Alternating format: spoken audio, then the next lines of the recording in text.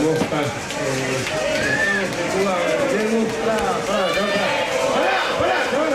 ¿Cómo es? Para que mi cumpleaños y acá me veo.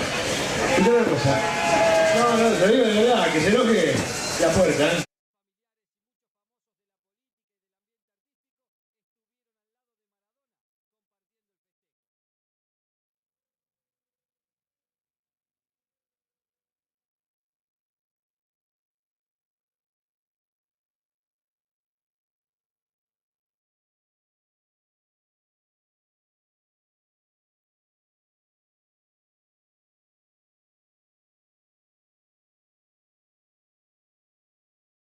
Diego es un ejemplo para todos nosotros, nos ha dado grandes alegrías y yo solamente me ubico en el lugar del mirador, nada más. Lo veo sinceramente como un pibe que le regalaron un regalo para su cumpleaños y lo está festejando a full.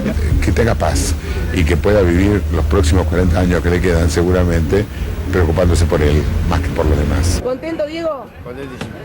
¿La pasaste bien? ¿Querías pasar tus 40 acá en Buenos Aires, Diego? ¿Valió la pena? Y no, si no lo paso acá...